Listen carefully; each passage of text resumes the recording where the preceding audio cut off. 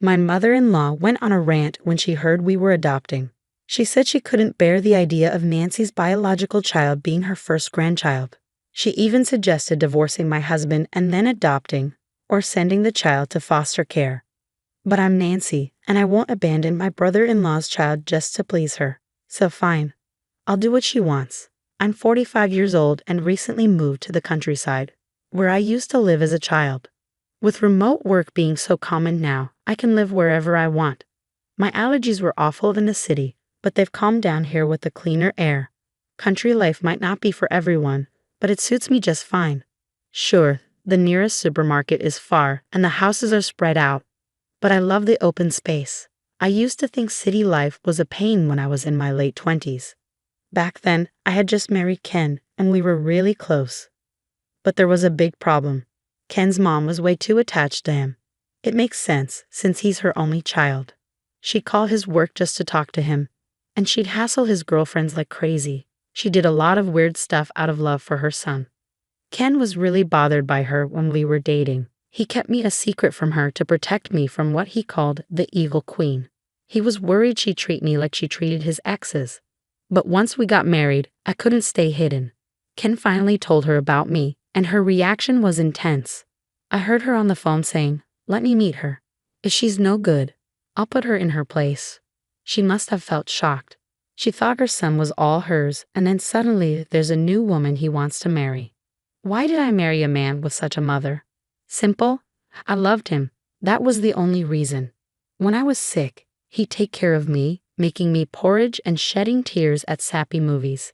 He even helped lost kids find their parents, even if it meant being late for our plans.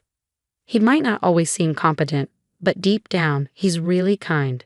That's what I adore about him, and why I wanted to be with him. So no matter how difficult his mother might be, I was ready to face her. Loving couples overcome obstacles, and in the end, they live happily ever after. That's the classic tale. But don't worry. When I met her for the wedding, she immediately threw a vase at me, shouting, "You thief cat." Can you believe people actually say thief cat? I was prepared, but her attack caught me off guard.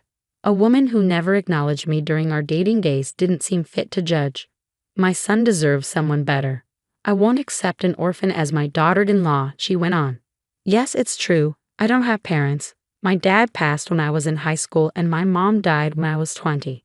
I don't come from any special background, and by the time you hit your 40s or 50s, most people have lost their parents. Using that as a reason to disapprove of our marriage was just wrong. Luckily, my father-in-law stood up to her. You can't judge someone's character just based on their past. It's rude. Ken is old enough to make his own decisions. Just let him marry, he argued. But my mother-in-law isn't one to easily listen to her husband. In the end, she never officially accepted our marriage, so we secretly tied the knot on her father-in-law's advice. Even if we waited forever, she'd never give her blessing. I wanted to be with my husband in this life and the next. But that didn't mean I'd give up on our marriage in this life. I was ready to live as a married couple without ever telling my mother-in-law. A few months after we got married, we unexpectedly ran into her while shopping. Both of us proudly wore our engagement and wedding rings on our left hands. We were completely wrapped up in our newly bliss, happily strolling hand in hand while shopping, much to my mother-in-law's annoyance. She instantly caught sight of our rings and erupted into a tirade right there in the middle of the supermarket, oblivious to the curious glances from other shoppers. It turned out she'd been told by my father-in-law that we had called off our marriage and broken up. Neither my husband nor I knew about this story. Apparently, my father-in-law had shared it on his own. Feeling betrayed by both her husband and her son, my mother-in-law was livid. While I understood my father-in-law's intention to protect us, I couldn't help but regret not coordinating our story better to avoid such an easily uncovered lie. It must have hurt her deeply to be deceived in such a way. Her grip on my husband tightened, and despite his attempts to distance himself, she refused to let go. She began showing up at our doorstep daily, and eventually she moved in without so much as returning to her own home. Why did we allow her entry, you wonder? Well, each day she'd ring the doorbell, shouting through the thin walls, "Let me in. Are you planning to leave me out in the cold?" We had no choice but to let her in, at least temporarily. We attempted to remove her from our home several times, but she would always go to the police, claiming, "My son and his wife kicked me out." Feeling sympathetic toward the authorities, I decided to handle this family matter privately, although I had no clue how to deal with it. Despite numerous arguments and my husband's repeated demands for her to leave, she stubbornly refused. In fact, she seemed to relish the idea of being disliked. If she could wear us down and make us give up, it would be a victory for her, so she put all her energy into it. Her harassment toward me escalated. She would throw away my things without asking and ruin my cooking by pouring vinegar into it, making it inedible. These were just the beginning. What shocked me most was the garbage she left out. I discovered bags marked with "stupid" at the collection site. When I turned them around, I found "Nancy Thief Cat" written on the other side, forcing me to flip them again. At first, my father-in-law would visit daily, hoping to take her home, but eventually he stopped coming. My husband, too, became too busy and exhausted from arguing with his mother. Instead of insisting she leave, he started ignoring her. He even told me, "Don't bother cooking for my mom. Pretend she's not here." It was disheartening to see my kind husband pushed to this point, a testament to my mother-in-law's tenacity. Initially hurt by her son's neglect, she seemed determined to drive us apart. She shamelessly continued living in our home. Then one day we received devastating news. My brother and his wife had tragically died in a car accident while out with their family. Losing my supportive brother and kind sister-in-law was incredibly painful. But I couldn't afford to just wallow in grief. They left behind a 5-year-old son, Kyle. At the funeral and wake, relatives were passing around responsibility, asking, "Who will take care of him?" Nancy would be the best option. But what if Nancy refuses? Despite feeling somewhat distant from these relatives, their callousness was unsettling. I had always cherished Kyle as my first nephew and felt a strong bond with him, wanting to care for him if possible. But I worried about the impact on him of losing his parents and then being taken in by his aunt and uncle. Most importantly, I feared my husband's reaction. However, before I could even broach the subject, my husband said, "If Kyle doesn't mind, let's take him in ourselves." Kyle expressed his desire to live with us, so I decided to formally adopt him as my son. What about this child? On the day I brought Kyle home, my mother-in-law stared at him expressionlessly. My husband stayed silent, so I spoke up. "He's my nephew. We're going to raise him as our son." With the knowledge of my brother and his wife's passing, my mother-in-law seemed to grasp the situation from just that one sentence. "You're bringing in that child?" she questioned. "Yes, we're moving forward with the adoption process." Adoption, can you believe it? That child is Nancy's blood relative. I can't bear the thought of such a child becoming my first grandchild. Get a divorce and then adopt him, or better yet, send him to a foster home. Suddenly, my mother-in-law erupted in anger, leaving poor Kyle bewildered by her outburst. "Why do we need your approval to care for this child? Please don't meddle in our marriage." "Absolutely not. That child will become my first grandchild, right? A child who doesn't share a drop of Ken's blood. I will never accept that," she declared, hurling the remote control at us. In an instant, my husband rushed to shield Kyle from the impact. "Kyle will simply be our adopted son, and nothing changes between him and you," I reassured her, but it felt like speaking to someone who refused to listen. "She's not against Kyle being adopted. She just can't stand the fact that we're still married," my husband muttered, his tone filled with frustration. "Well, if that's what she wants," my husband and I nearly said simultaneously that day, understanding that staying in that house wouldn't be good for Kyle. We decided to leave and move to a hotel. It's frustrating to have to leave our own home, but it's for Kyle's well-being. We see it as a temporary inconvenience until we can finally find a way to remove my mother-in-law from our lives for good. A week later, my husband and I finally returned home. It seemed even my stubborn mother-in-law was concerned, as we hadn't been back for a while. There was a moment of relief on her face when she saw us, followed by a smile. It seemed she was pleased that Kyle wasn't with us. "You've given up on the adoption," she said cheerfully. Neither my husband nor I replied as we quietly made our way to the living room. "You two went ahead with a marriage against my wishes, and now an adoption. That's just absurd. But at least you've come to your senses," she muttered to herself. My husband sat silently, taking several pamphlets out of his bag and laying them out in front of her. Choose any place you like, he said. She was taken aback by the pamphlets and my husband's words. What's this? What do you mean? You told us to choose between divorce or a facility, correct? Well, we've chosen a facility for you, my husband and I said with sly smiles, causing her expression to stiffen. She looked at my husband in panic, but he responded coldly. Do you think we're joking? I'm dead serious. I'm only in my 60s. I can't go to a facility. And remember how you hid my belongings, despite me telling you not to. I added. She didn't know how to respond to my accusation. That was just a mistake. It's a sign of dementia, she stuttered. Also, you always make a mess of the room after I've tidied it up, my husband chimed in. Her expression tightened.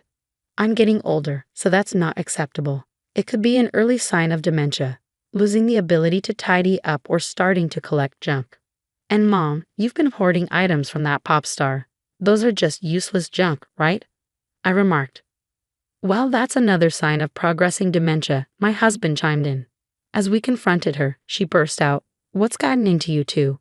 You gave us the choice between divorce or a facility, so we chose the facility. Right on cue, the doorbell rang. Looks like they're here, my husband said casually. I nodded and hurried to the door, where my father-in-law stood waiting. Sorry for the delay, he apologized. Observing the scene, my mother-in-law looked bewildered and asked, Why is he here? With a mischievous grin, my husband quipped, Since it was either divorce or a facility, let's go with divorce. Caught off guard by my father-in-law's sudden mention of divorce, she was left speechless. Nobody specified whose divorce or whose stay in the facility. We decided it's your divorce and your move to the facility. Why do I always end up being the scapegoat? She muttered as my father-in-law began to argue, insisting that she wasn't at fault. My dear, it seems you've abandoned everything, including our home, and caused nothing but trouble for our son, my father-in-law scolded. I've repeatedly told you to come back home, stop bothering our son, and take care of the house. What are you saying, acting like some old-fashioned dictator? Take care of the house yourself, she snapped. Of course I am, but you've taken on too much, like all that community work, right? Your absence has left the house empty, and now I'm left handling everything. Naturally, I have complaints, my father-in-law fired back. Yes, my mother-in-law, who once relished being a stay-at-home mom, seemed to have overloaded herself with community responsibilities, like paperwork and event planning. Since she started neglecting her duties at home, I chimed in. Not wanting to burden the community association, my father-in-law has been struggling to juggle both his job and the tasks she left unfinished. He stopped fetching her because he got too wrapped up in community affairs, my husband explained. I'm exhausted by all this. It's becoming overwhelming. You need to choose between divorce or going to a facility, I asserted.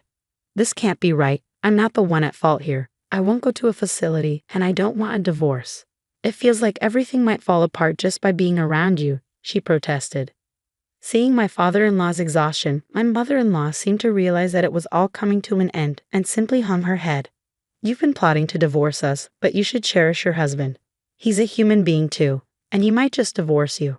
Oh wait, he is divorcing you. I chuckled. This must have irritated her, but she remained silent. Perhaps she no longer had the energy to argue. And so my in-laws divorced, and Kyle officially became our son.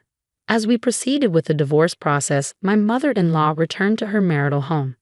Meanwhile, my husband and I moved secretly with the assistance of my father-in-law. As of now, she hasn't been able to locate us.